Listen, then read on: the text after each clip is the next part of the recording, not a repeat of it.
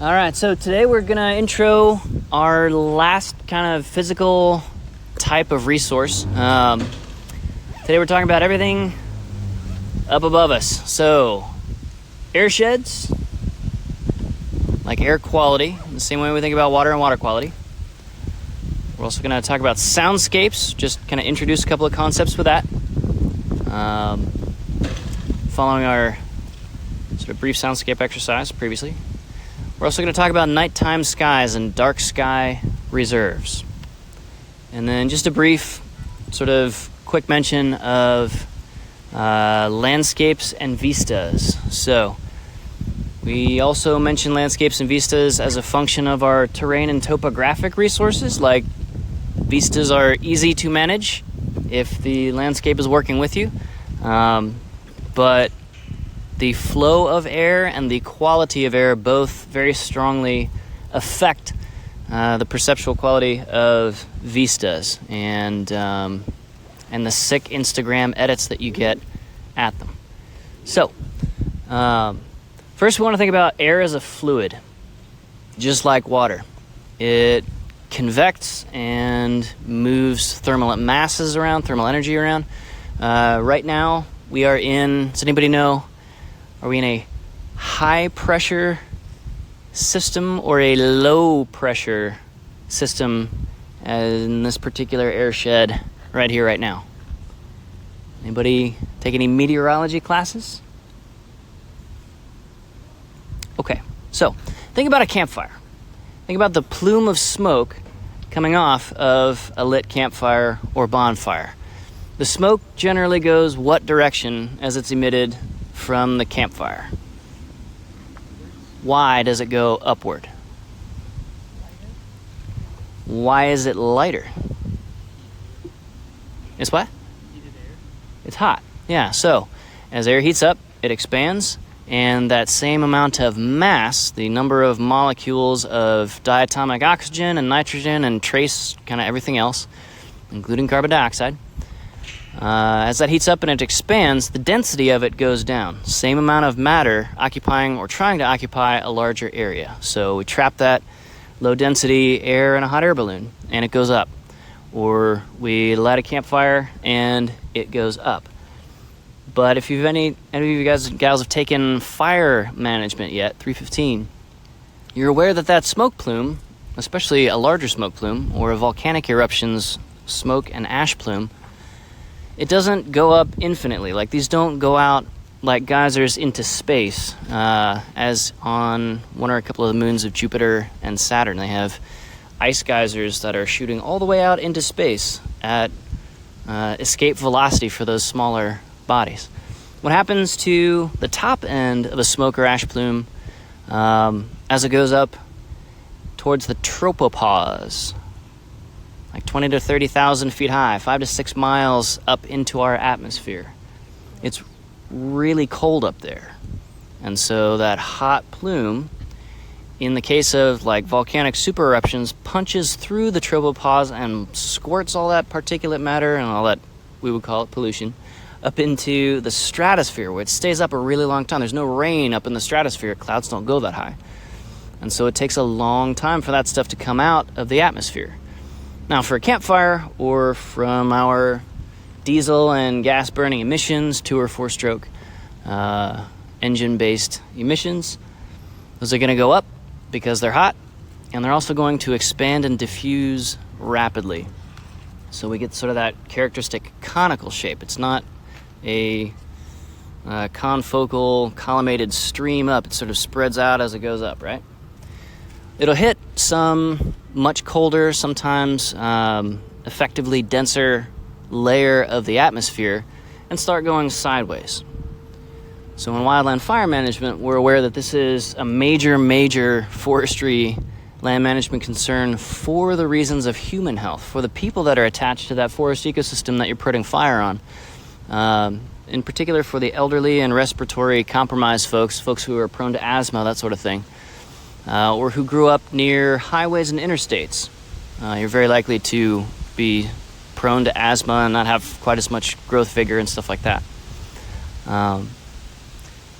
So all of these dynamics, from the plume of smoke coming from a campfire or the plume of smoke and ash coming out of a volcanic vent, that is all purely a function of fluid dynamics.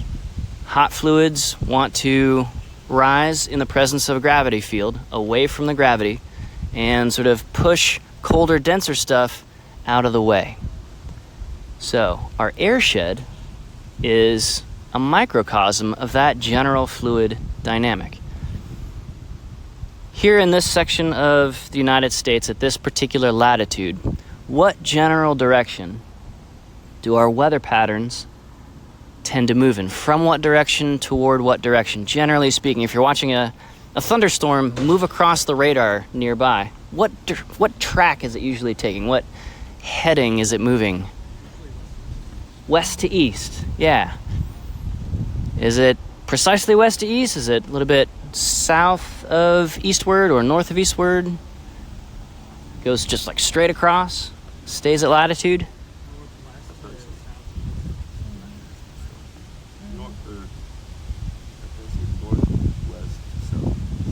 Northwest to southeast, okay?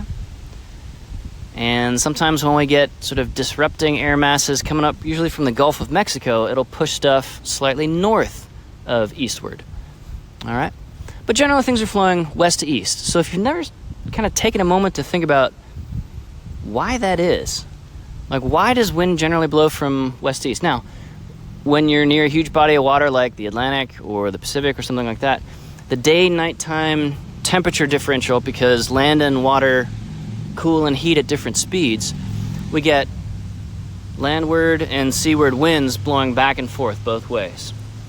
On our field trip, we'll have the same kind of a thing. Cave systems breathe because they're at a very constant temperature inside, and the temperature of the air mass at each mouth of the cave is going up or going down, affecting the density of that air. So as a cave mouth warms up, that air is less dense. Cold air is going to push out from the cave. It's going to breathe out all day long. And then at night, it's going to drop down below, in some cases, the ambient temperature for the cave inside.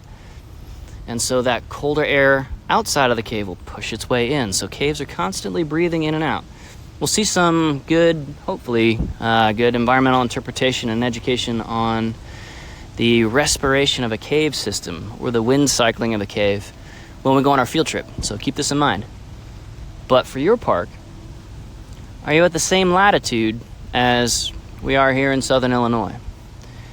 So way back in the day, before the United States was a bunch of states, and it was like primarily First Nations territories, and folks were sailing across the Atlantic, and in some cases across the Pacific, in very large wooden ships, they learned to use bands of latitude because the prevailing wind direction is eastward, and the wind will just push you right across the entire ocean, or westward at other latitudes. There are circulating, sort of spiral blowing currents in bands of latitude across the entire surface of the Earth.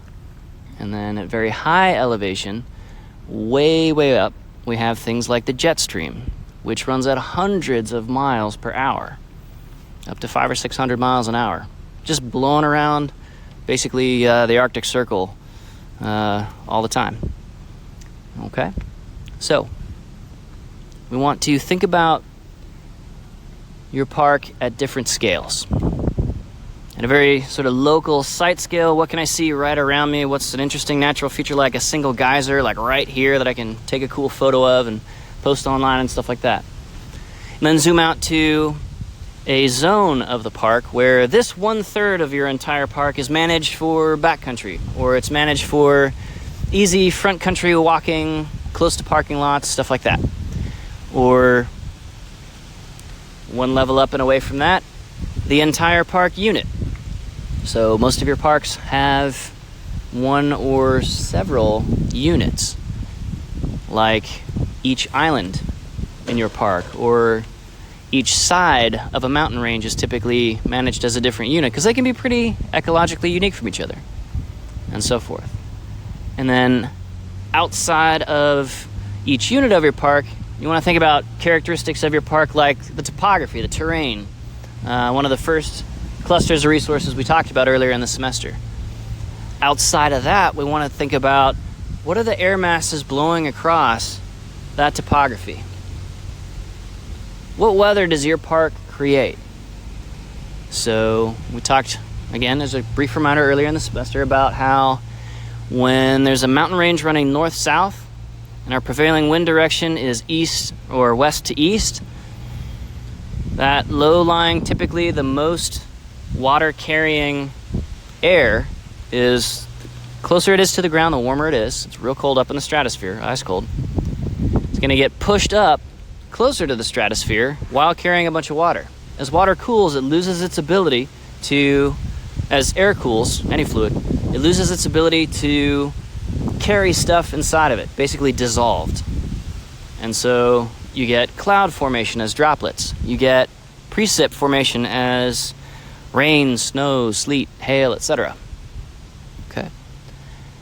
And so the windward side, the side that's getting air pushed up over it, tends to be pretty wet.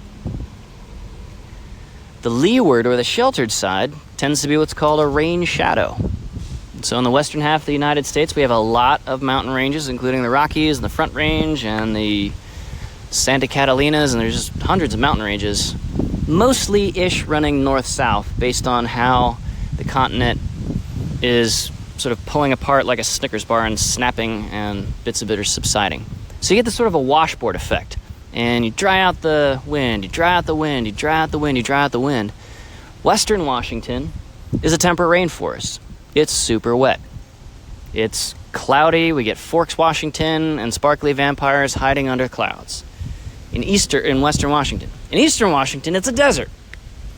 The interior deserts of the United States are behind successive mountain ranges. The Sonoran Desert, the Mojave Desert, behind sheltering mountain ranges in rain shadow after rain shadow after rain shadow.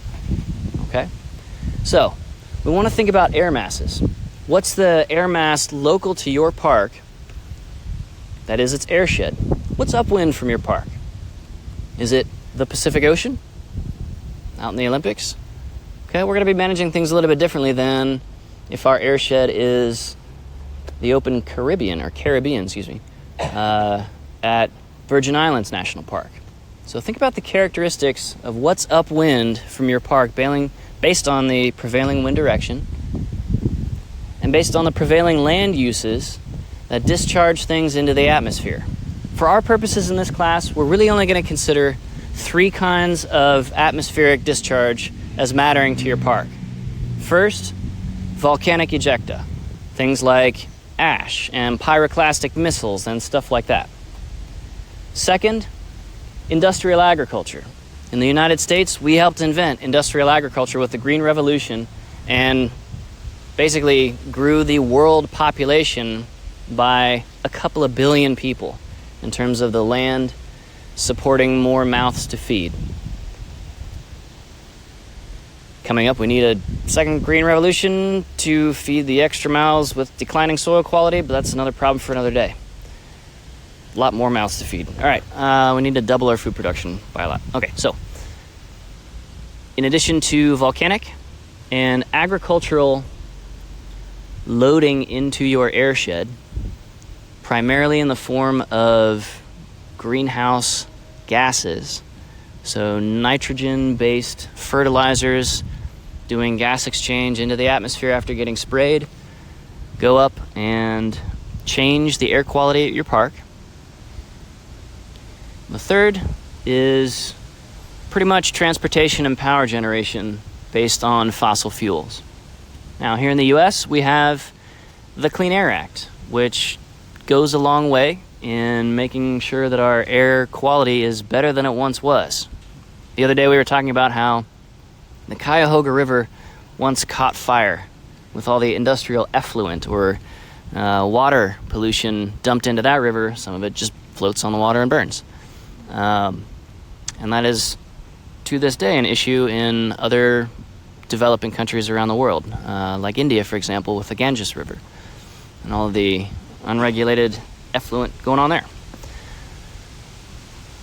and an interesting cultural tradition of like putting dead bodies into that river for religious purposes. Anyway, so in the United States, we have the Clean Air Act, and that did some good work in terms of trying to clean up what was coming out of primarily coal-fired power plant stacks and coming out of vehicle tailpipes. And we've got hundreds of millions of internal combustion engines here in the United States running all the time, every day. And we have a whole bunch of coal-fired power plants running all the time, every day.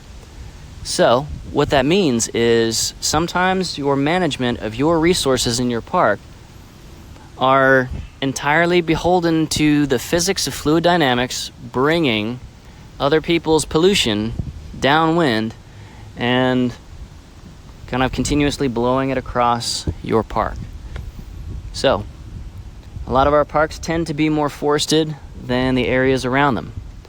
Trees do a lot to clean up your airshed. So for your park, is it dry and open and exposed, meaning not forested landscape? What you get is what you get in terms of air quality. There's just nothing to help trap those pollution particles and help them reincorporate into soil. Hopefully, there's not too much, for example, toxic heavy metals coming out of certain kinds of dirtier coal or factories back in the day. To this day, there are places in the Appalachians of Pennsylvania, for example, along another national park facility, the Appalachian National Scenic Trail, where entire mountainsides are just dead and barren because of old nickel emissions coming out of smokestacks of manufacturing plants and blowing across sideways and hitting those mountainsides, and then the nickel drops and makes all of the soil toxic. And it looks like the surface of the moon until you do something about it. And landscape restoration at that scale is really hard and slow and expensive. So your park may be a major bulwark for up to millions of people living down airshed from you. Does that make sense? All right, so you are having to accept what's blown across your landscape and having to keep in mind, who are you up airshed from? In the same way that if there's a river running through your park, you want to make sure that it's hopefully a little bit cleaner at the bottom end of your park than where it flows in. Okay? So, the decisions you make in terms of wildland fire management are non-trivial. So there's all of the ecological benefits and dynamics coming out of wildland fire management that you learn about in Forestry 315 in terms of selecting for fire-tolerant species, changing, in particular, the balance of grassoids versus woody stem vegetation. Fire radically alters and regulates that balance, and done well, it's an amazingly powerful and cost-effective thing. But this is the National Park Service we're concerned with in this class, less so the U.S. Forest Service. So, in a place like the Shawnee, we have fire management. Crab Orchard National Wildlife Refuge, another Department of Interior agency just like the Park Service, but not the Park Service, we have wildland fire management. At a lot of, mostly the western parks, we have a lot of wildland fire management. In eastern parks in the United States, sometimes we don't get to do fire management. So, for example, has anybody ever been to Gettysburg National Military Park? It's run by the U.S. National Park Service as a historic site. Not so much, it's not super interesting ecologically. It's just a bunch of old farm fields and wood stands and just absolutely overpopulated deer. So they can use fire to clear out some of these fields, but there's a lot of people living around Gettysburg. It's not that far from, you may have heard of it, Washington, D.C.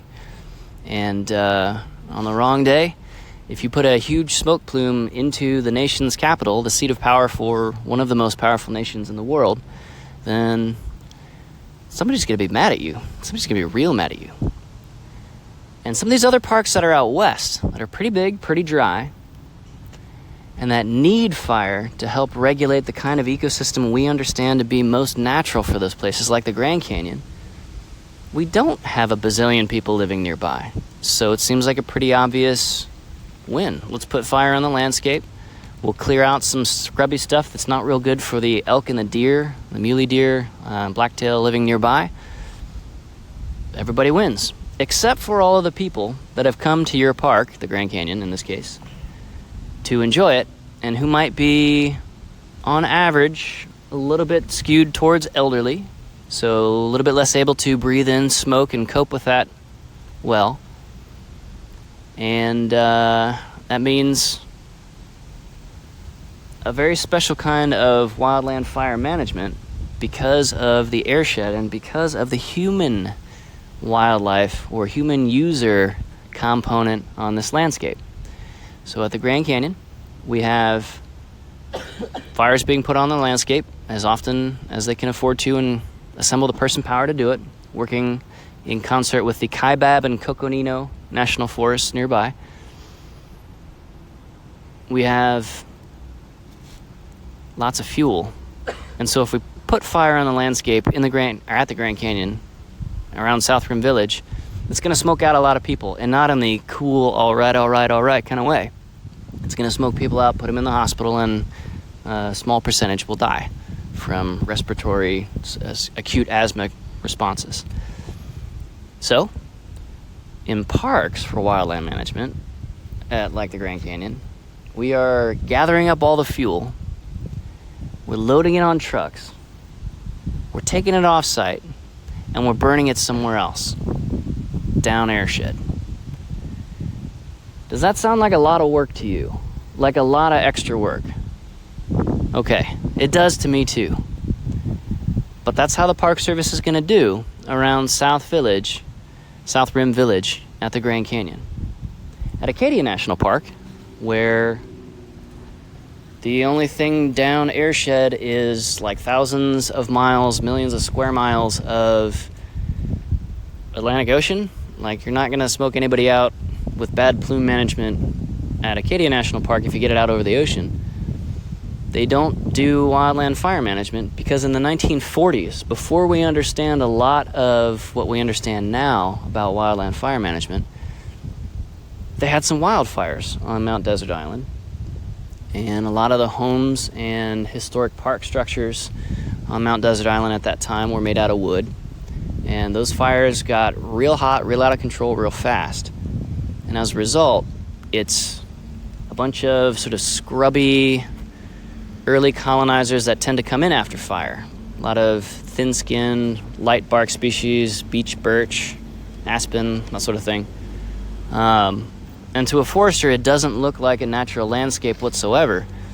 To somebody coming in from Boston or New York City up to coastal Maine there, it's gorgeous. Beautiful deciduous trees in the fall, all those fall colors, leaf peeping and stuff like that. But it doesn't have a lot to do with a functional and reasonably natural forest stand. It has everything to do with people freaked out because of that fire, and they said, we are not doing fire on this island. Not like that. What if it gets out of hand? So as a result, we get a lot of fuel buildup and some problems in the Acadia landscape, even though it's pretty ideal in terms of having plenty of maneuverability. The wind can be blowing almost 180 degrees in an arc, and you don't care because the smoke's just going to go out over the ocean there. But some very rich and very influential people lost their third homes in those fires in the 1940s, and their families remember, and they pull some strings, and not a lot of fire management happening at Acadia National Park. So, think about your park, and for the next couple of minutes, confer with your group. Maybe you look at a weather radar to look at what is the general prevailing wind direction, understanding that in any given moment, wind can be blowing any direction based on local, instantaneous weather conditions. But what's the prevailing wind pattern? And what's the size of any housing or development or towns or gateway communities down airshed in the direction of the prevailing wind pattern from your park? Okay, take a couple minutes and wrestle with that for just a moment. Then we'll move on to our next thing.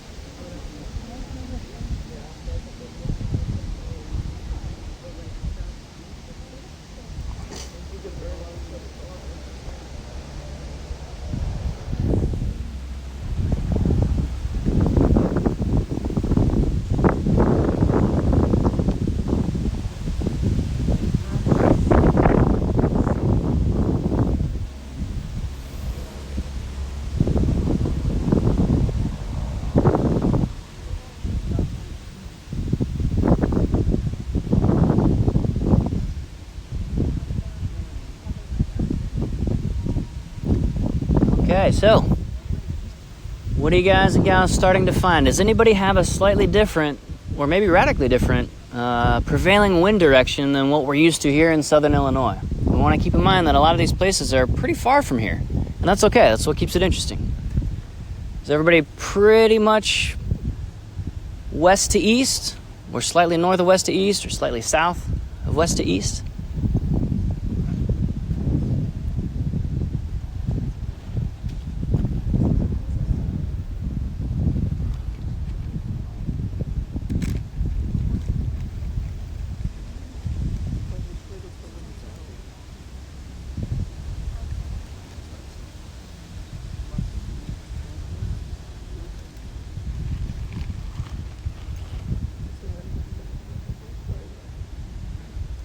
Your next move, as you are looking at what's the map of people downwind, and before that, what's the prevailing wind direction. The next is more of a linking versus a data discovery move. What are the fire-adapted ecological communities, if any, inside your park that might push your hand one way or another in terms of managing this landscape? If you have a pretty xeric ecosystem that is full of species that love to burn hot and regularly, they have a lot of terpene compounds like turpentine in their woody structures, and they're going to immolate themselves, that is, set themselves on fire or burn whenever there's a source nearby, to clear out any competition so that seed stock that they've dropped can take hold without much competition, without getting shaded out. Do you have any species that are serotinous? They need fire in order to open their pine cones, for example, drop seed.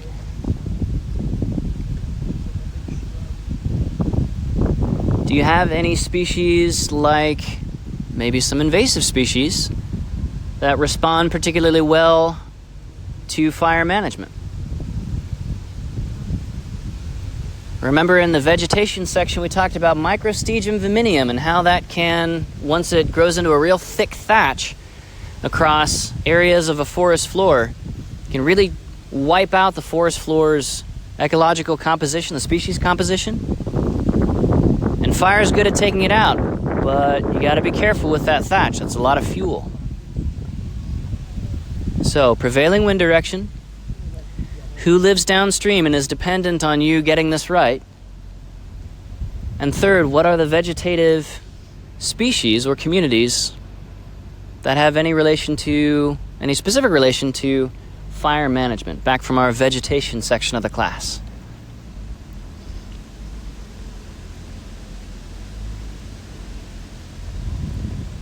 So forests around the Hollywood Hills are always going to have to deal with fire management.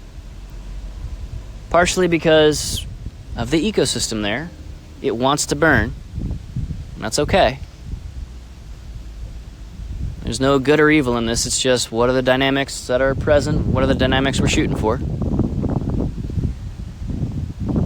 But the national forests in and around the Los Angeles basin will always have to be very careful with fire. Because of urban encroachment growing into this fire-adapted ecosystem over there, and because of the sort of ring of mountains around the Los Angeles basin that create temperature inversions, low altitude hard ceilings that smoke and that vehicle pollution can't puncture through and disperse to the wider atmosphere of the entire rest of the planet. It gets trapped in the LA basin, a series of interconnected valleys that have strong winds, but sometimes get capped off with those temperature inversions, and everything gets stuck in there, and it gets so bad you can't even see from one side of the valley to the other. People start dying in hospitals.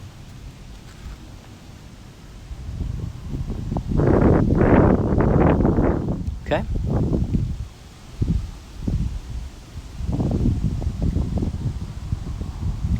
Or maybe your park is on the higher precipitation end of things.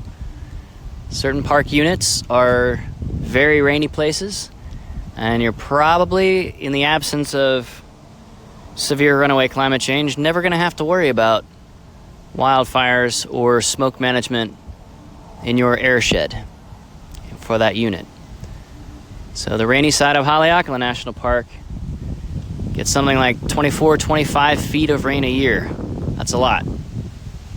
We consider a couple of inches at a time to be a pretty intense storm. They get up to a couple of feet at a time sometimes. And that side of the park is never going to have to worry about wildfires. Now, the other side of the same park, the windward side, the leeward side, is one of the driest places on Earth.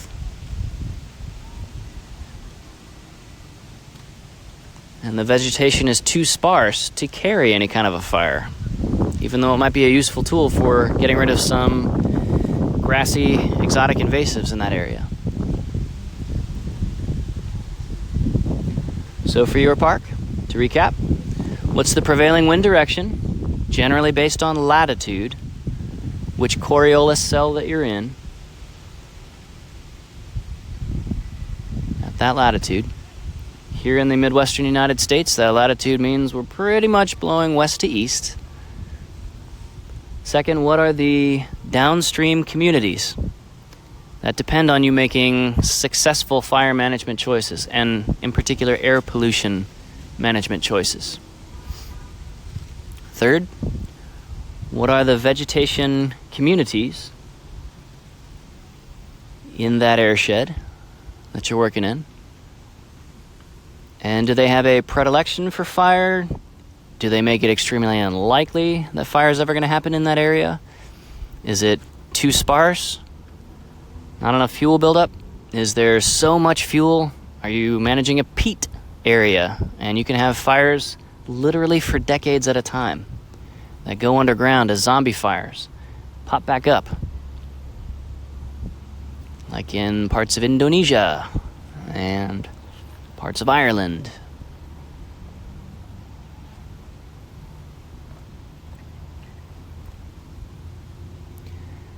So that pretty well gets us through the airshed portion of these resources. I'll post a little bit more visualization for it online to help you see air as a fluid instead of as just a gas that's doing its thing. Next up, we want to talk about soundscape.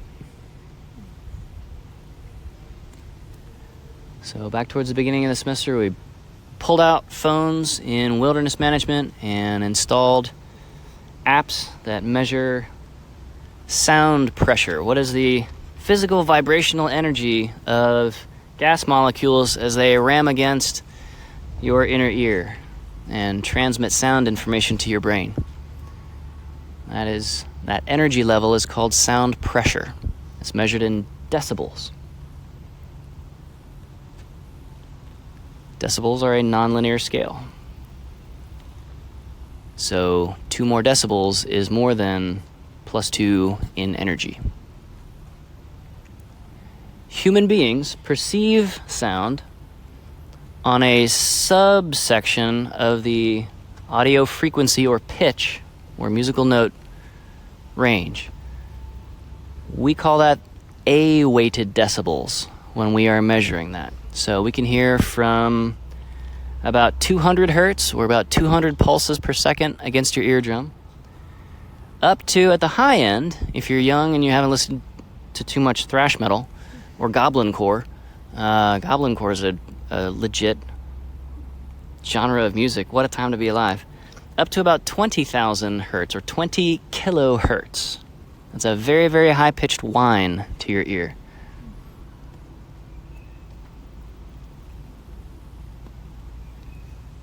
So any sound pressure in that range is going to register on the A-weighted decibel scale for measurement. Now think back to your wildlife species. Some larger fauna and some smaller fauna, but in particularly the larger fauna. The larger an animal species is, the more it tends to need to depend on an unpolluted frequency range. We would call the range in which a specific animal species vocalizes and is listening for other members of its species to vocalize as its acoustic niche. So, humans, we are generally vocalizing in the, I think it's like the 5,000 to 8,000 hertz range, vocal pitch range. So bass up to soprano or whatever. And if there's too much noise around in that specific frequency range, which is a pretty tight band that humans vocalize in, if there's too much noise, too much engine noise, too much HVAC noise, too much biophony of vocalizing songbirds in the same frequency range that we're trying to talk in and hear each other in, then that influences us in a negative way. We have a biological stress response to that. We get frustrated. We miss important cues. So if anybody's ever seen one of those like public service announcement commercials of, hey, get your hearing tested. It's like an elderly person wandering out into traffic and they're not aware that a bus is coming. That's a function of not being able to hear within that range. And we vocalize that. We tend to lose our high-end range the older we get in terms of perception. And every wildlife species has its own characteristic range as well. So songbirds tend to be higher than us. Whales, for example, tend to be at our pitch range and lower, down to something like 20 hertz. I mean, they're way below what we can even physically hear as human beings. But if intercontinental shipping is polluting whale song frequency ranges with those enormous prop-driven shipping efforts, then those whales can't communicate to each other. They can't communicate to find a mate as effectively, or signal each other and warn of danger as effectively. And kind of as a game of percentages, it just gets harder to feed yourself, it gets harder to reproduce, it gets harder to communicate and have herd-like activities, as many mammals form herds and schools and flocks, etc. So that starts to kill them off. Noise pollution. So our soundscape is the sum total resource of all of the sounds that are there, whether or not they should be there, whether or not they're natural or not. Okay? So sounds are the physical phenomenon that we're measuring. The absence of sounds that shouldn't be there is something as a state or a character of the resource that we're trying to get to. that is natural quiet. Okay? So natural quiet for this area at night would be something like 15 A-weighted decibels. It would be purely geophony, that is non-living, non-human sources of sound like wind or water tumbling. There's a little stream right over there. It would also be biophony, in the nighttime, crickets or other locusts, not vocalizing, making sounds with their legs.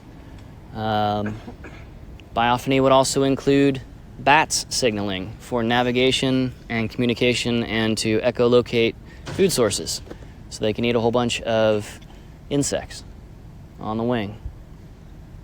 Okay, so geophony, non-living sources of sound. Biophony, living sources of sound that are not human.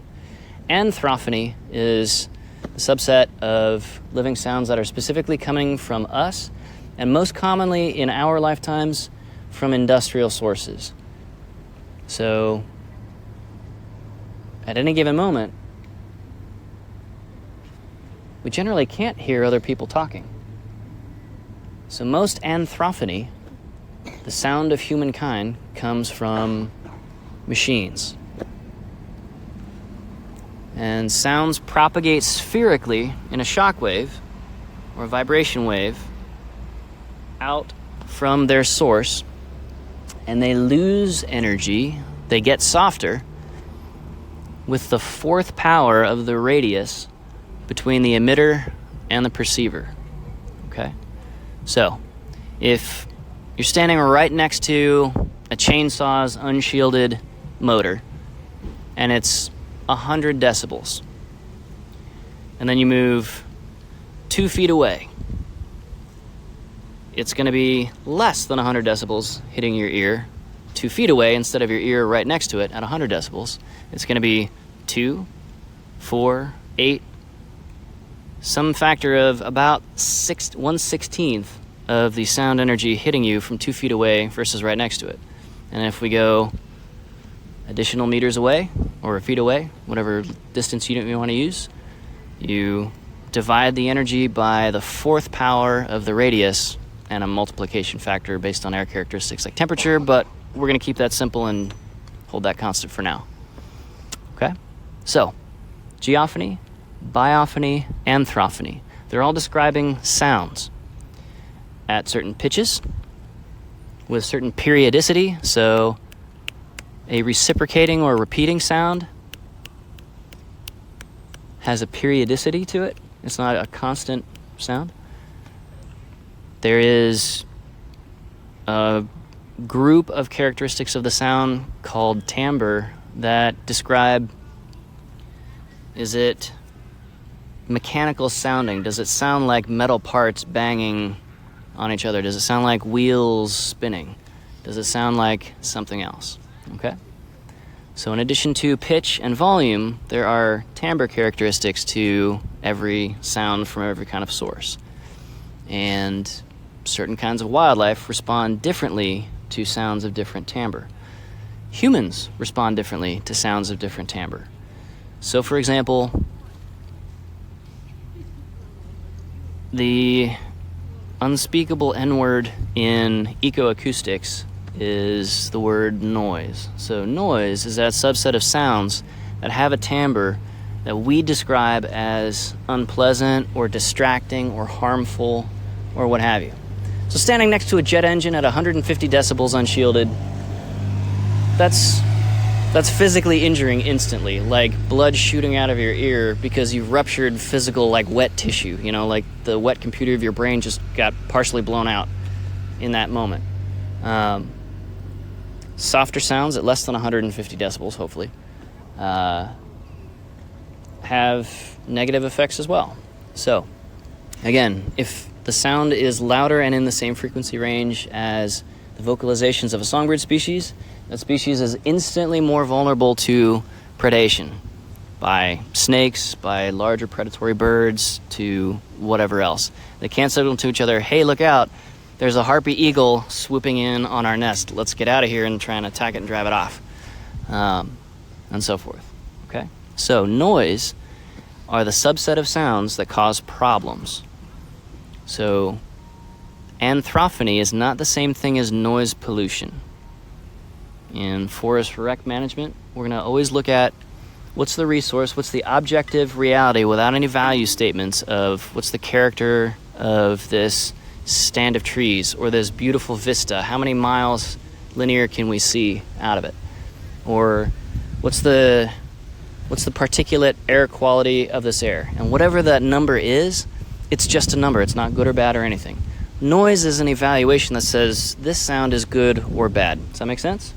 All right, so we have this duality of man. The objective, what are the facts of any characteristic of any resource, including sound, and then the human or wildlife species evaluation and response to that. So we can have a eustress response, listening to, not Drake, I don't know, some popular performing artist. Like, you hear sounds and you don't evaluate that song as noise, right? But somebody else playing music that you don't like and it's thumping through your wall at night, even though it's quieter because it's muffled by the wall, it's interrupting your sleep. So you have a distress response to that instead of eustress. Make sense?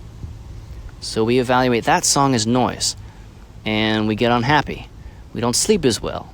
We heal less rapidly. We die earlier from more preventable things when we are surrounded by noise all the time. So think about what it is to live in our modern, developed, Western, energy-dense, mechanized environment. And think about how different it was even 100 years ago, right here, in terms of purely the soundscape.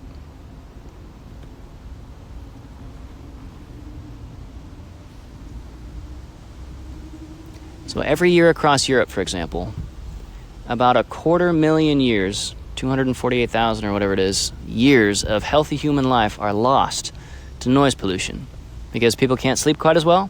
So they die of a heart attack a little bit earlier because they can't sleep quite as well their entire life. Imagine getting just fitful rest your entire life and never like deep restorative, deep REM, like dreamy sleep.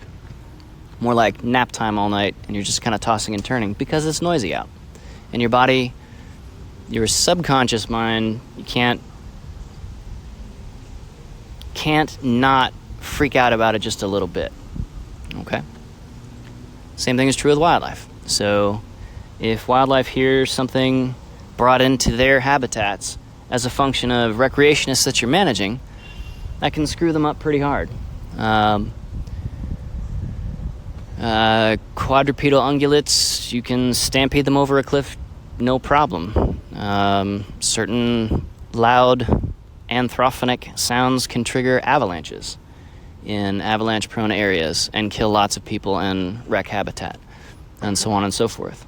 So noise is a thing, and it wasn't until about 1990 or so about 30 years ago, that even world-level resource land management organizations like the U.S. National Park Service started paying attention to what are the ecosystem aspects of sound and soundscape management.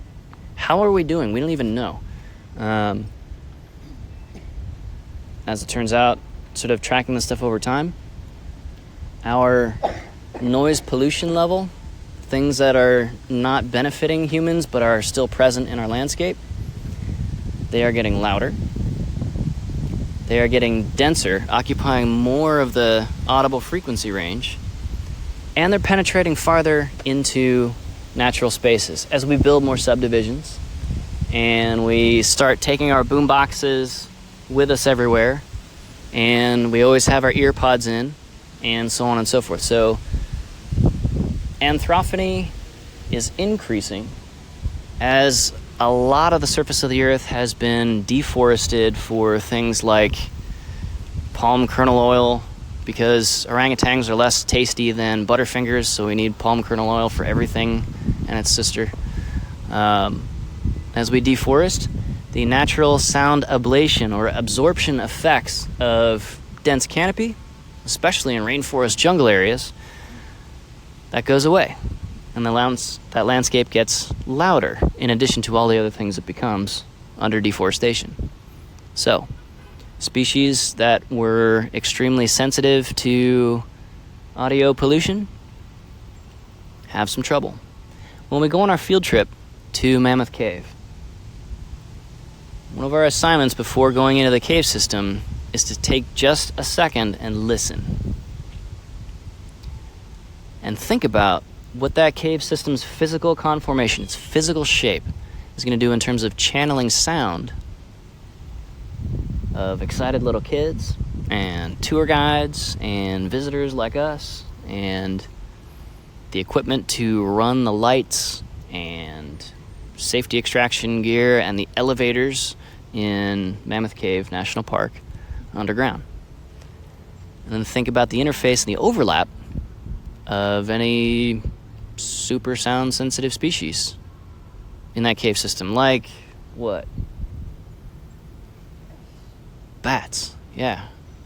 So where we're going for a field trip for wilderness management has a lot of caves, and some of those caves have signs saying, please don't shout, there are bats here, and you're going to screw them up. Okay? So this is especially an issue at where we're going for this class this year, Mammoth Cave, because you go into the cave year-round. And bats are not year-round active. Most of them are hibernating a good chunk of the winter. Now, if you've got a whole colony of bats in a cave gallery or room or chamber where you got a bunch of people going through in the middle of winter when they are trying to be in a torpor, it's a very special kind of very deep sleep, and you got 20 different tours going through that chamber per day, every day, 7 days a week, throughout that hibernation season, it stands to reason, and it holds up with actual field research, that, yeah, there's a real effect here. There's a non-zero consequence of kids being excited about being in the cave, especially that part where they turn all the lights off and so forth, and everybody's like, oh my gosh, I can't see my hand in front of my face. It's like, well, yeah, that's great. You know, the bats hear that 20 times a day. So, think about their wildlife response, behavioral response options. They can leave, or they can starve to death because they wake up out of torpor and their metabolism ramps up to keep them awake instead of going on maximum conservation mode for those months at a time. So this is a thing.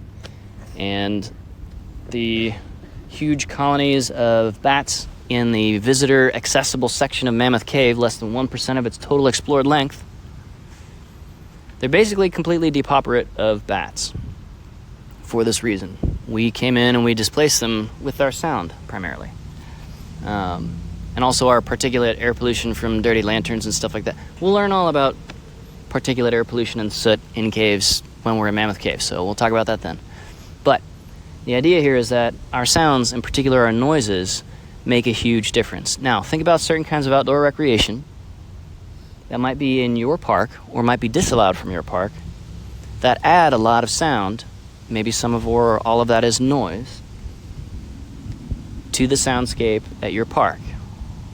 So, does anybody have any motorized forest recreation activities going on at your park? If so, what is it?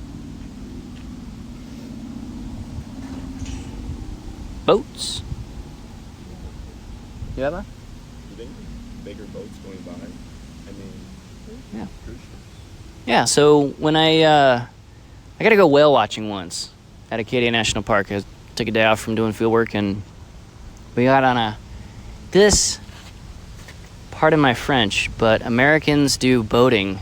We are metal as fuck. So it was a twin W12 jet boat. So 2 engines, each engine in a W configuration. We have like straight 6s, V6s, like V8s, if you got a fancy muscle car. This was a W12, and there were 2 of them, and it had jet engines instead of like props, because props will slice across the whale's back as you're chasing to go catch them. So that was a super cool day. Like, one of the whales, we drifted right over top of it, and that thing was twice as long as our ship was. It was super cool. Exciting day. Now, zoom out from that one exciting trip and think about what's the sound contribution of twin W12 jet engines underwater, which is a very dense medium compared to air. So sound will travel for up to hundreds of miles. All day, every day, during peak visitor season in Maine, which is only about 6 months long, right? In the winter, nobody's paying those tourism dollars to fire up those W12s, okay? So, you can see how the whales, like, maybe they just kind of tolerate it and it's no big deal. And maybe the specific presence of the whales is the cause of that noise for basically unscrupulous tour operators, whale watching tour operators that are making good money. People arrive and they pay you to go on a cruise, and then they leave after they give you money. It's a pretty good deal from the boat operator's setup. But the external cost of it, the environmental impact cost of it, is paid by the whales, not by the tourists. Does that make sense? So, very, very, very, very commonly, overwhelmingly, this is an asymmetric problem. The source of the impact, the noise, isn't eating the cost ecologically or physiologically of that noise. So this would be like somebody driving their modified pipe motorcycle across the highway at Rocky Mountain National Park, and there is literally, when a fat pipe, like with the muffler sawn off or holes drilled in it, motorcycles going through, there is literally no physical place in Rocky Mountain National Park that you can be and not hear that. One person affecting the soundscape for tens of thousands of other people and all of the wildlife. Okay? So this is the research that's done to figure this stuff out for any particular park is pretty hard to find. The software that's used to basically make maps or surfaces of the soundscape, it's very expensive and it's kind of expert only. So we're not gonna dig up a bunch of soundscape maps for most of our parks unless you get super lucky and you happen to find one in a general management plan. But we can count on some proportion of all of your visitors to your park, if they're driving their own vehicles. It's different if they're arriving via cruise ship or ferry. But some percentage out of every park's visitors arriving in their own vehicles is going to arrive in a car with either a faulty muffler or one that's been modified to have that sort of like street racer coffee can muffler sound on the back. I mean, what different strokes for different folks. And maybe they evaluate that not as noise, but as a euphonic, eustress-inducing sound for them. For everybody else who's annoyed by it, distress, and it's noise. Okay? So, take a look at, for your park, our next exercise for today is to get with your group, take a look at your park's map, and sort of as a follow-on to our infrastructure talk of the other day, last week on Wednesday, take a look at your map where your transportation infrastructure, your roads, not your trails, just your roads, go over ridge lines or cross from one soundscape to another. In the same way that a ridge line creates a rain shadow from the windward to the leeward side, ridge lines also create basically permanent acoustic shadows. Okay? So sometimes in some newer parks, you'll see a very strange and unique trail configuration where you got the road on one side of a ridgeline running up the valley, parallel to that ridgeline.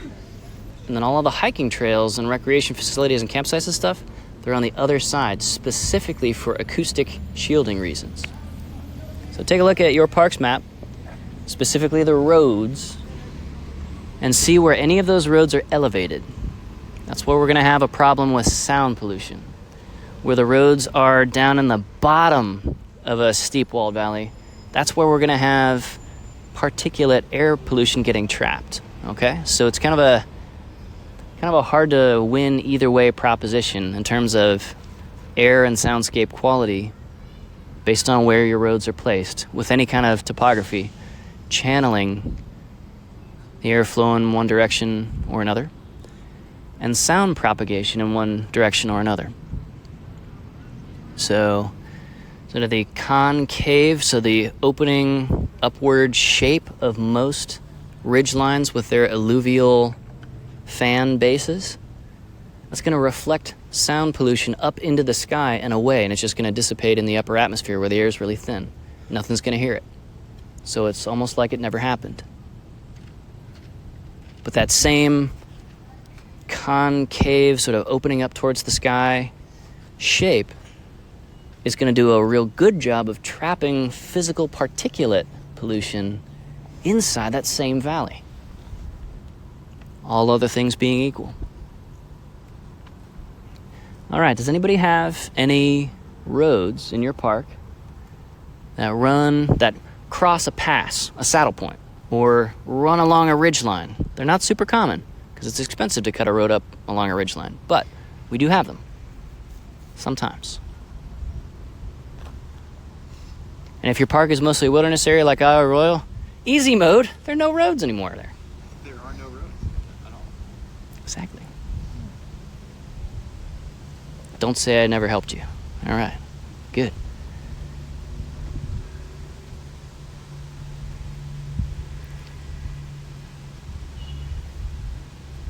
So this will take a minute for some more big or spread out places like C&O Canal National Historic Park. There aren't really mountain ridges there, but there is a little bit of terrain and topography, a little bit of relief.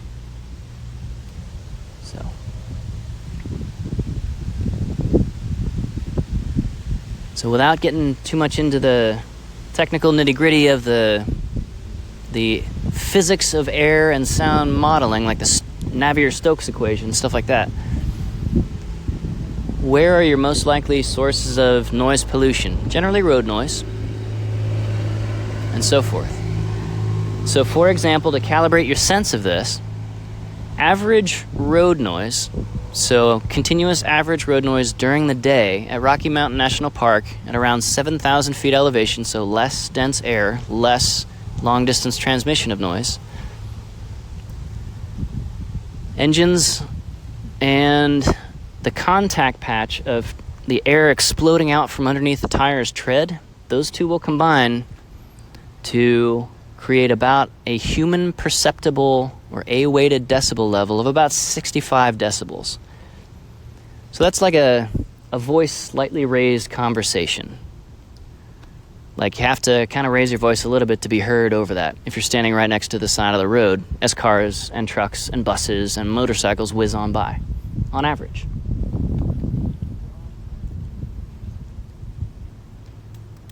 That's about 65 decibels. Now remember, the nighttime average natural quiet for that same area in Rocky Mountain National Park, over 7,000 feet high, is about 15 A-weighted decibels, a tiny, tiny, tiny fraction. So a single vehicle going through that same valley along the Bear Lake Road is going to completely, by a couple of orders of magnitude of vibrational energy hitting a microphone or an acoustic sensor or an eardrum, it's a couple of orders of magnitude more energy. It's going to completely wipe out any perception of the natural soundscape while the car is driving by.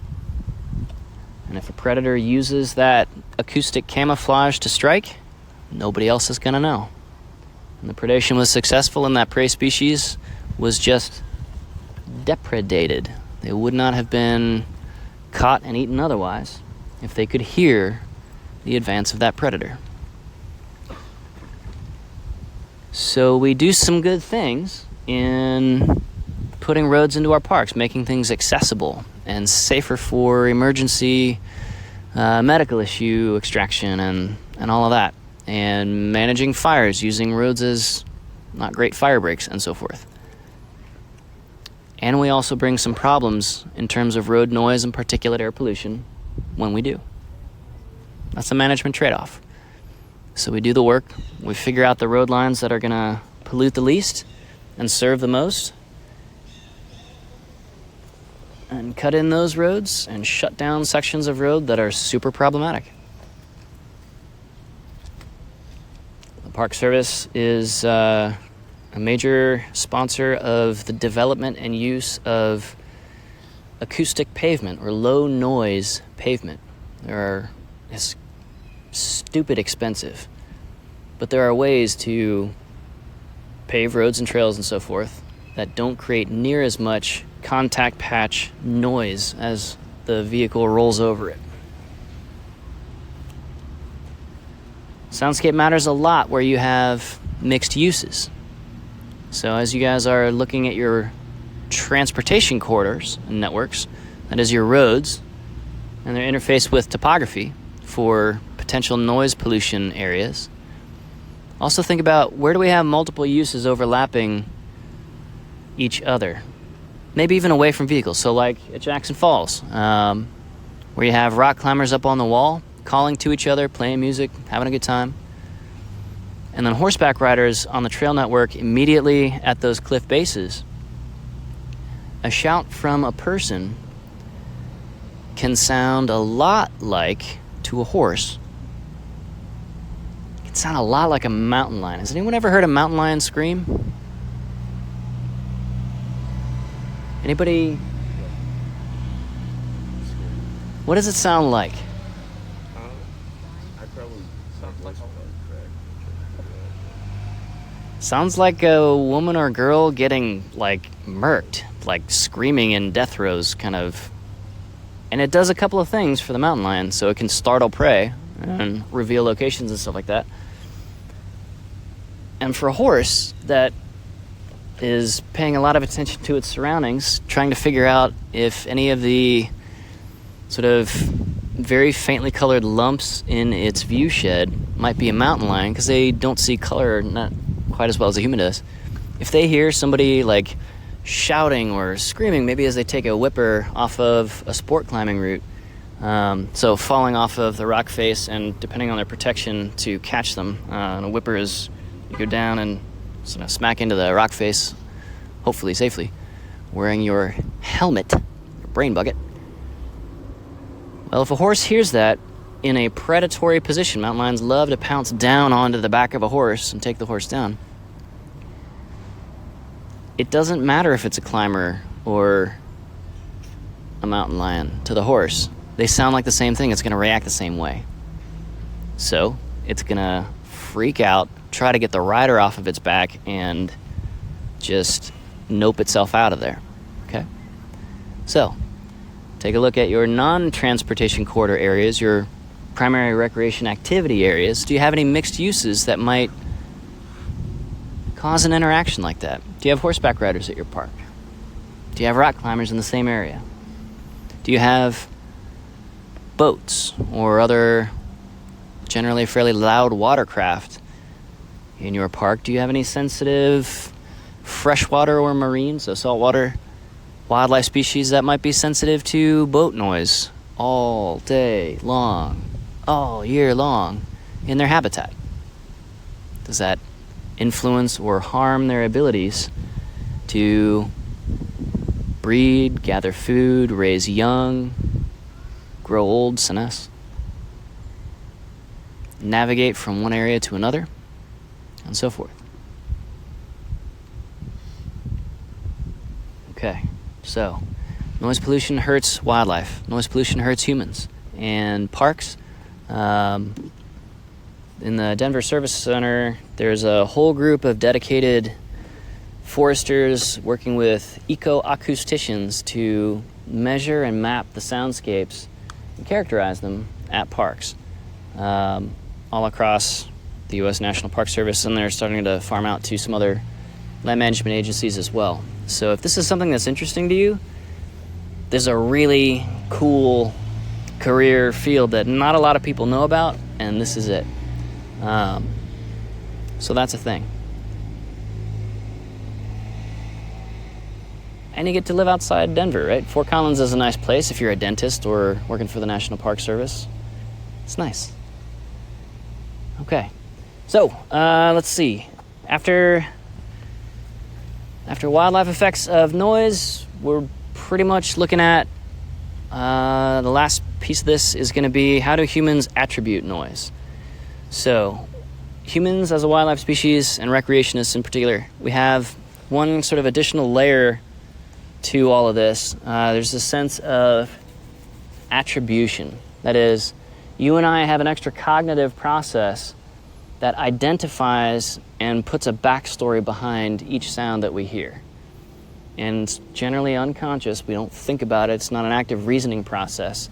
It's more just a quick instinctual, this is what this is. Okay? So, you generally know what gunfire sounds like. You know what firecrackers sound like, and how they sound somewhat similar in some cases to gunfire. Your brain, on July 4th, is making a lot of attribution decisions around gunshot-like sounds, and then dictating to the rest of your body, it's fight or flight time, like hit the deck, some disgruntled postal employee or radicalized person is shooting everybody, or it's a super cool family event and we're all watching fireworks, and it's not stressful. Yeah? That's attribution in action. So in a recreation space, attribution of a sound is everything for humans, because we have some pretty specific ideas on which sounds are appropriate and pleasing in a recreation space versus what we're willing to put up with everywhere else. So, like traffic noise and stuff like that, in downtown Carbondale, sure, it's fine. Maybe it's my Amazon driver delivering my cheap plastic crap shipped from overseas that I just had to have, So I'm okay with that. But like a diesel delivery truck in the middle of a wildland, less okay with that. It's literally the same sound. Same pitch, same characteristics, same periodicity, same... all of it. But the attribution is very different. This really came to a head in trying to manage places like Grand Canyon National Park. Briefly mentioned this earlier, but helicopter tours out of Las Vegas are super popular at the Grand Canyon. It's a short flight, directly overland from Las Vegas, for better or for worse, to go fly through the Grand Canyon and request old school Maverick, like Tom Cruise before he got weird and all that stuff, requesting a tower flyby. It's a lot of fun. I mean, it's amazing. You get in those bubble canopy, smaller helicopters, and you're just zooming through some of the side canyons, and it's incredible. And 20 to 30,000 other people nearby are all kind of saddled with the sound of that helicopter flying through. So again, there's that asymmetry sense of one person or a couple of people in a helicopter are really enjoying this flyby, and the rest of us get to breathe that diluted helicopter exhaust and listen to that loud mechanical whoop, whoop, whoop, whoop sound the whole way through. We don't get any benefit. It's all downside for everybody else. So, asymmetry. But the funny thing is, when Grand Canyon National Park staff started wrestling with this idea, okay, so these helicopters benefit a few people, they're pissing a lot of people off, they're screwing up wildlife, causing stampedes over cliff edges and stuff like that, now and then. There's got to be something we can do about this. There are a lot of things we can do about it, but each will have its own set of side effects. So you could just outlaw helicopters, you could restrict them to a certain area at a certain time, you could raise the price on them and lower the number of them coming through because fewer people would pay for it. You could just throw the gates wide open and say, sure, bring your helicopter and your drones and your amps and your sick acts and riffs and just let's see if we can fill the Grand Canyon with noise. You can go kind of any direction. But what they found was that people were not necessarily instantly automatically pissed off about helicopters. Because helicopters airlift people in serious distress or dead bodies out of the canyon fairly regularly, up to a couple of times a week. It's a dangerous place. And having seen some of those helicopters personally with, like, slinging bodies on steel cables, it's a pretty big deal. It's very serious. And so when they ask people, hey, we're trying to get a handle on this helicopter noise pollution problem at the Grand Canyon, can you help us figure out sort of what's appropriate, what's sensible, what's a good trade-off to make? They realize that this attribution is kind of ruling the roost in terms of how humans think about this sound pollution. The animals are just negatively affected, period. But if the human believes that helicopter is a medevac, and to a much lesser extent, if the human believes it is like a Park Service, like maintenance or utility helicopter, like helicoptering trash out of Phantom Ranch or bringing in supplies for the backcountry rangers or whatever, they're totally fine with that. It's actually kind of exciting and fun to see, like, you're walking along a trail and all of a sudden you hear this as it, comes out of the acoustic shadow into your side canyon and, buzzes over the trail and then lands. They exchange cargo, and then these expert chopper pilots up and out like weird techno locusts back out of the canyon. It's kind of fun. It's interesting. You see how the sausage is made in the parks. People are cool with that, in the same way that people are super excited to talk to a ranger in uniform. And the original assumption was, gosh, people don't necessarily want to see people in uniform when they're out recreating because it might be the police out to give us a ticket for being in the woods, So there's actually a positive association with certain sources or types of sound, even if they're exactly identical to sounds that we identify as super noisy and irritating and bad and polluting. Make sense? All right, cool. So most of our parks not located near major, like, industrial hubs, loud factories, strip mines, blasting with dynamite, firing ranges, stuff like that. But every once in a while, we'll have something like that next to your park, and that sound pollution kind of spilling in. And so for your scenario for your park this year, you would wrestle with that, see if you could work out some kind of a better deal or some kind of a site modification to physically block or reflect that sound in a more constructive direction. And for the rest of us, it's going to come down to what is our transportation placing where on our landscape in terms of noise sources? What's the attribution of those sources? If it's somebody else having fun at my expense, the generalized mind, not me, Logan Park, but like a random average recreationist, if somebody else is polluting that person's soundscape for their own fun, problem. If everybody's polluting the soundscape kind of equally because we're all doing the same kind of motorized fun, not a problem. So how many of you guys and gals have taken summer camp? 1, 2. All right. On summer camp, every year, we go to a place called Land Between the Lakes and the Turkey Bay OHV area. And this is, we'll take a step off the Park Service soapbox for a minute. So we're not in a preservation mindset at Land Between the Lakes National Recreation Area. It's a recreation area, not a national park, run by the Forest Service, totally different agency. Conservation mandate. So, it's ironic we're talking over sirens anyway. At Land Between the Lakes at Turkey Bay OHV area, this is a world-class destination for four-wheeling and side-by-siding and those six-wheeler thingies and like those, I think they're called RZRs, and Polarises and dune rail, sand rails and dune buggies. I always get those mixed up. Like, you can just rock and roll through there, and it's super noisy on purpose because it's also very forested and there's a ton of terrain relief. It's a very rugose or rough surfaced section of the planet, and that sound alerts you to the fact of somebody else about to whip around the corner on the segment of trail that you're on, and so you sort of get over so they don't cause a high-speed conference. And that's okay.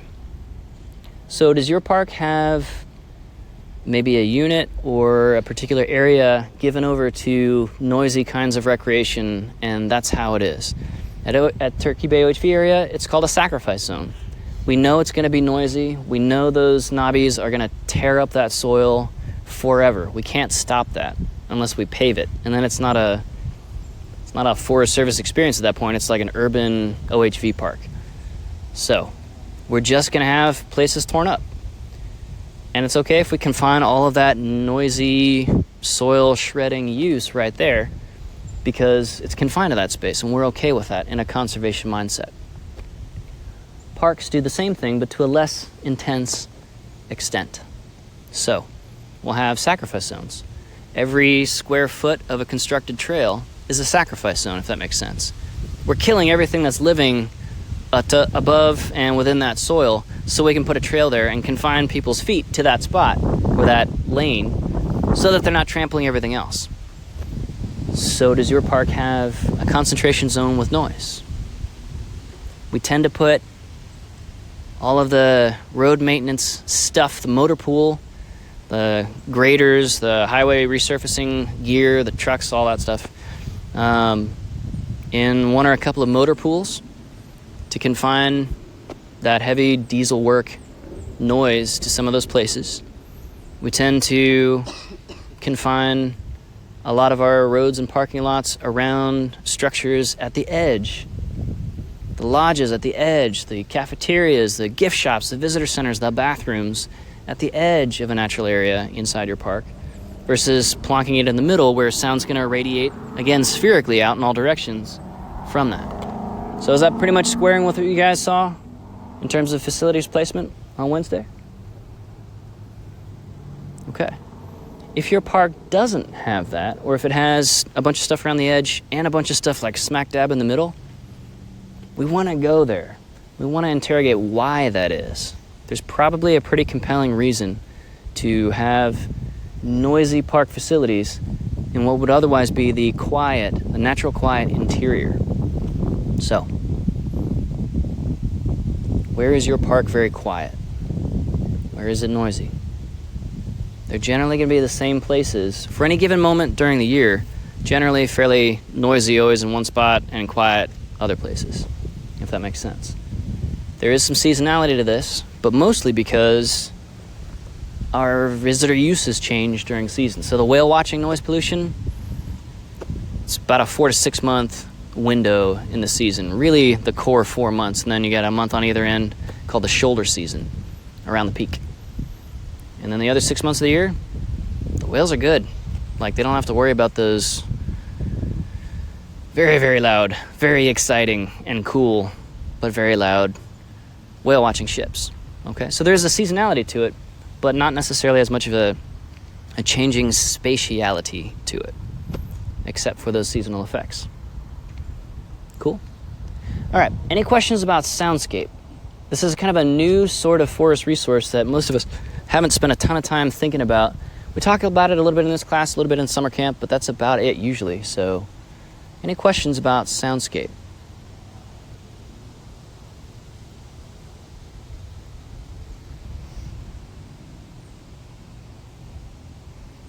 Okay. Here's one for you. Anybody like to hunt?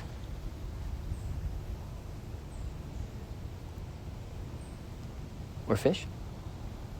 How dependent are you as a recreationist on a high quality, low or no pollution soundscape to be a successful hunter or fisher person? Pretty dependent, yeah. Okay. Fishing can vary. Yeah, I mean, you can fish right next to the highway. But your kind of experience of it might change. Have you ever been out in like your bass boat fishing and somebody just blasts on by at high speed and you're like, ah, now I gotta wait for all the fish to come back? Yeah. Very rude. That's asymmetric. Again, because the person getting the benefit of being able to move through that space isn't the person paying the cost of that noise put into that localized chunk of the soundscape. Okay? So, in our middle third of this semester, when we're talking about the human cognitive process, we're going to come back to this idea of the asymmetric, in the sense of sometimes we just got to deal with visitors conflicting with each other, conflicting with us in terms of our policies, our approach, our management on the ground. Indirect conflict with stuff like, one set of social values like a leave no trace ethic versus a let's burn it all down, we'll light a fire so big the gods will notice us again, kind of a land experience ethic. And we're going to see that usually it's asymmetric. A couple of folks, a small percentage, offloading the consequences, the effects, the problems onto a much larger proportion of everybody else. And we'll wrestle with what to do about that as park rangers, park managers, coming up in the next several weeks. Okay, so keep in mind that asymmetric idea. The few can pollute the many, or conflict with the many, or outcompete the many in the case of helicopter tours versus backpacking in the Grand Canyon. Say again? Tax it a little harder. You could tax it a little harder. Until the helicopters don't land on the land that you're managing, in which case, yeah. So we don't run the air. The FAA does. Shoot. Oh man, that means we gotta play nice with like other government agencies to get stuff done. But yeah, that's kind of life, right? We gotta get along with everybody. So, that's kind of Soundscape. Let's take a quick break, kind of stretch your legs a little bit. It's a little bit warm today, so the energy level, it's almost amniotic. It's a little rough. Take a couple minutes, stretch your legs, get some water if you want to, use the restroom, and then we'll come on back and kind of finish up with nighttime sky stuff and vistas. All right. Dr. Park. Recent? Yeah. Did you see? I know you said the light of fire that the gods could see. Did you see the giant pallet fire that like a group of, I forget where it was at. There's a group of folks in like LA? Norway or something like that do a huge pallet fire every year with like thousands. And of it was them. it's on an island. Yeah. And these and the way they did it was crazy. I mean, they had people stacked. Yeah. And people would grab it like that, and then they would go. I think it's up by. It's like Sweden or All something. that's Maybe coming that. up is like Compton and LA. No. Large pallet fire in Compton, 2021. But it's like it's a festival thing. Yeah. They started doing. And they used to do it with logs and stuff, and then they switched over to pallets. But yeah. Pallet fire in Norway. It's huge. I mean, that's like, it's like a thing. It's everywhere. Yeah. Yeah. I don't know. Fire is fun. Yep. Yeah, that's one of the things. Like, that is huge. Like, those are people stacking, lifting it above their head and stacking it. Yeah. And I don't know. Oh my God. See how And I just get that Ryan Reynolds meme sense of, but why? They do that. You know? And then the answer is stuff like, why Yeah, not? right. Or it's bright, or it's fun. Wow. And then let's have all the boats gather around to have ash, an inch of ash laid on your skin. Yikes. Wow. I'd like to see the giant magnet that comes over and picks up all the tiny nails. Oh yeah, like the pool of melted nails at the bottom? Yeah. Commemorating John the Baptist on June 24th. John the Baptist? Tuesday must be. You know, when I Norway. think John the Baptist, I definitely think burning pallets. Yes. That's, Like yeah, it makes sense. No, it hundreds does. of pallets in Norway. But, Amazing. That happens every year. I don't know if you saw, but I saw this thing, a picture on Instagram. They were wrapping bases of redwoods with like tinfoil to protect them from fires. yeah, and redwoods are, like, profoundly fire adapted already, Yeah. which tells you something's pretty out of bounds. Yeah, Like, that's insane. they like fire. That was something else we saw recently. Stuff. Yeah. So why are they doing that? Because Like an cellulosic extra material protection? will spontaneously ignite around 450 degrees, and some of these fires, there's just too Okay. much fuel around, and They it can don't want climb up. Yeah. So it's the worst kind of ladder fire, where instead of just burning quickly and low temperature through all the low-level stuff of the forest floor, it'll ladder up some of these trees and catch the crowns and stuff like that and replace the whole stand. Yeah? So, super bad.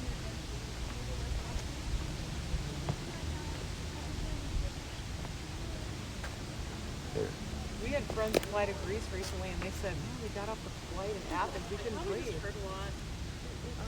Yeah, those pictures of the fires like right down to the Mediterranean, just unbelievable looking. Yep. Like that's insane. Right? That's what we're coming. That's wrapped in tinfoil. That's a lot of tinfoil. Yeah.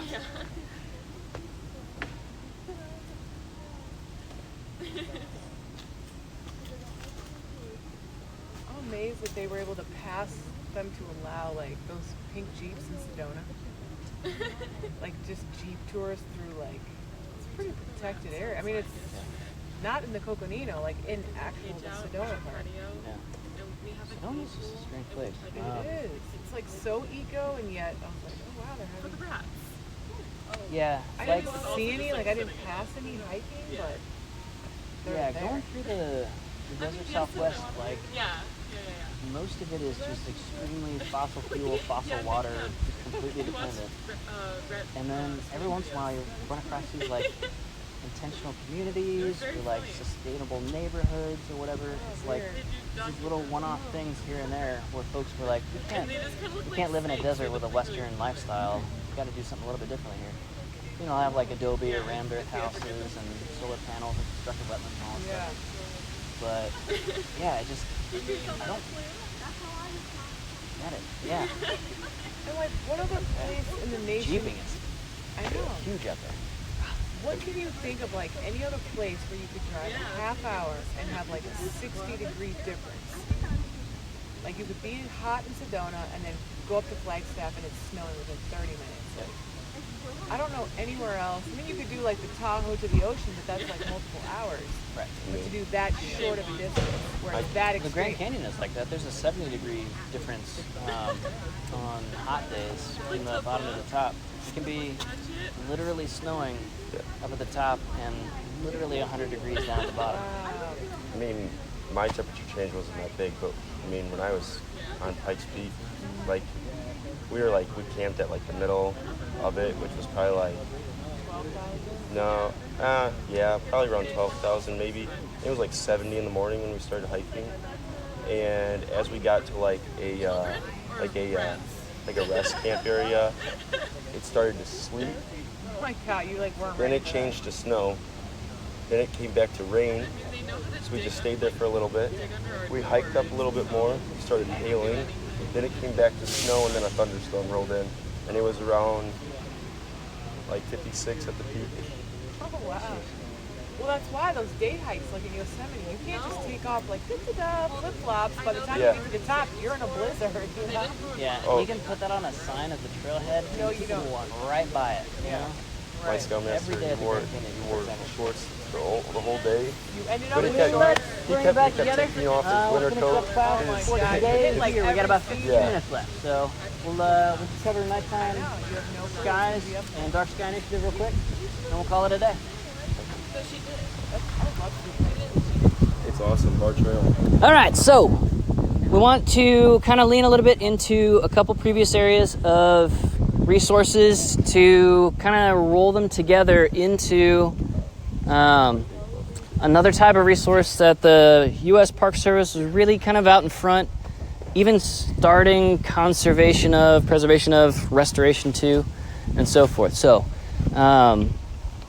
dark skies, the ability to see the starry night is both a physical resource and a cultural one. So, if you want to think about like the physics of atmosphere in terms of haze, what's the particulate loading? It might be natural or unnatural, right? So a dust storm puts a lot of particulate haze into the atmosphere naturally.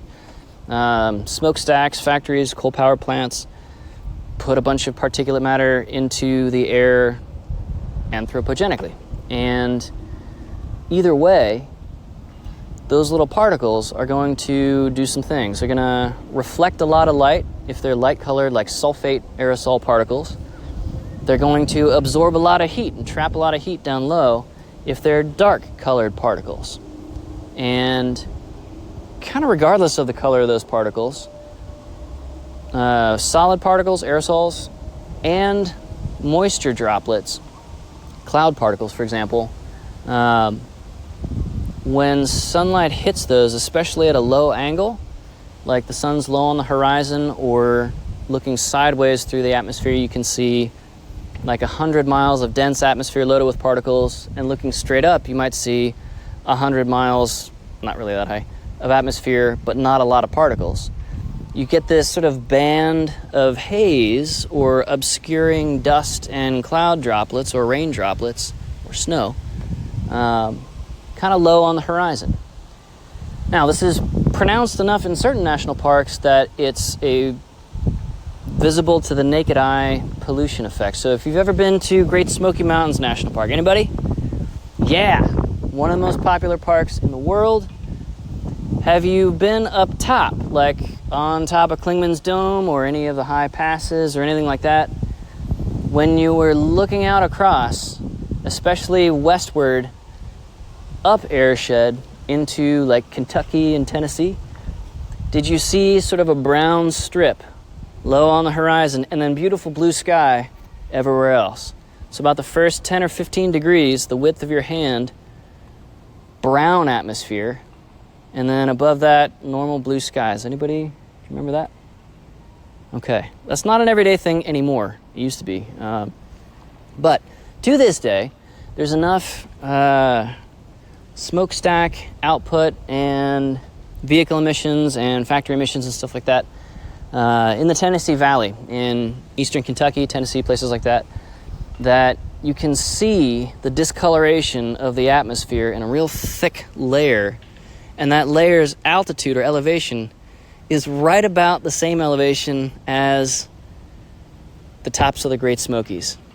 So on bad days, they have to limit access to some of those mountaintop parking lots and areas and put out warning signs saying, hey, this air quality is enough to damage your lungs, in the middle of a beautiful, big eastern national park with a whole bunch of salamander and other freshwater species that are super, super sensitive to air and water pollution. Okay? So, we've already talked about air sheds, air quality, and stuff like that. This is just one example of that.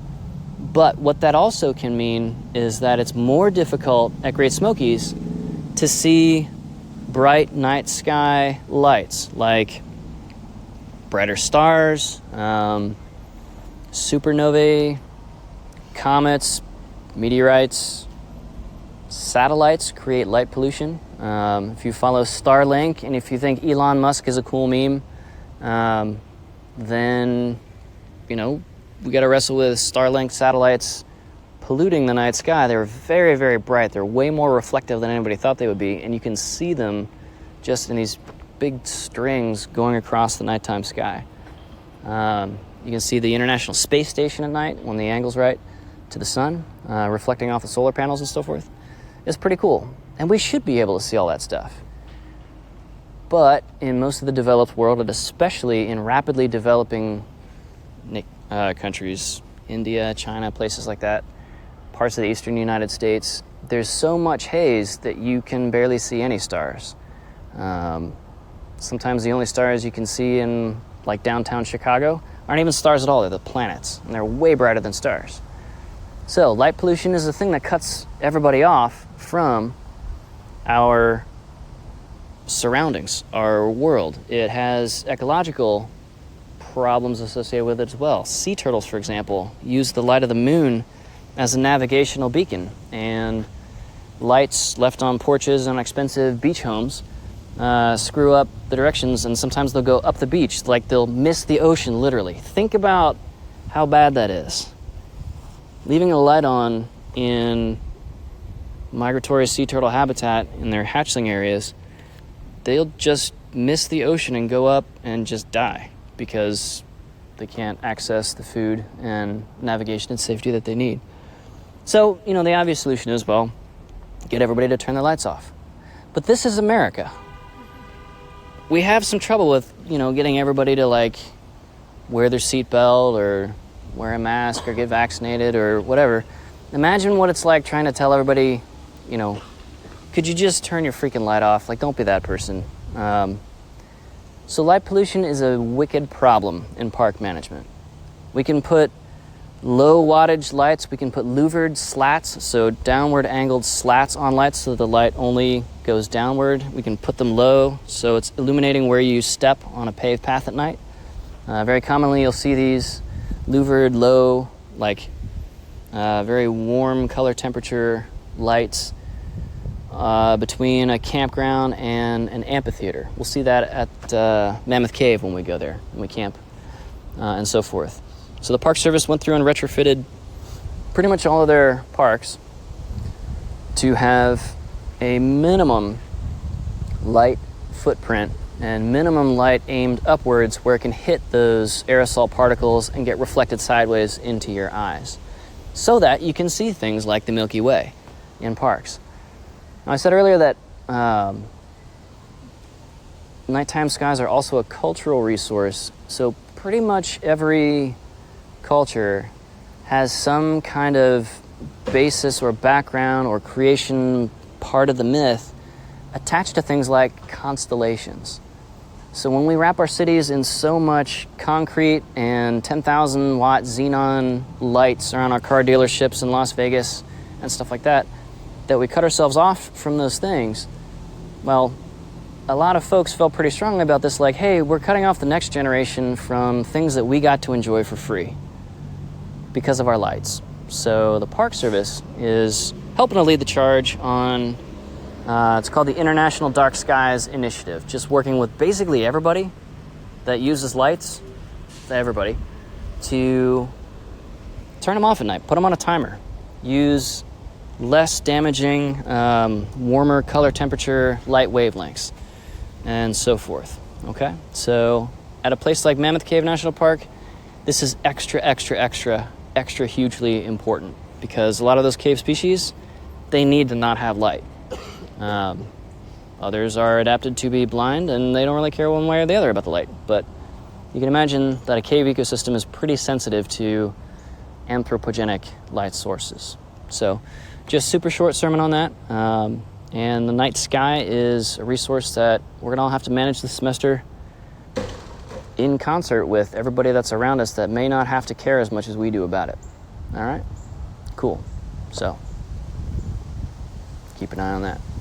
When you head to the Park Service website to look up your park's info for whatever activities are coming up next, take a look and see if you can find any Dark Skies Initiative stuff. Usually it's just a brief single-page explanation of some of the activities they'll do, like stargazing. They'll have the motorized tracking telescopes and do interpretive stuff in the campgrounds at the visitor center, stuff like that, even out at Isle Royal in the wilderness. So it's pretty cool stuff. And a lot of folks are coming to your park and seeing these things for the first time in their lives. And it'll blow some minds. So enough of that. Let's end it right there. We're going to talk about vistas a little bit, but it's running pretty late, so we'll end a couple minutes early here and come back on Wednesday. All right? See what you can find for your group in terms of air resources, airshed, physical air quality, soundscapes, night skies. We'll see you on Wednesday.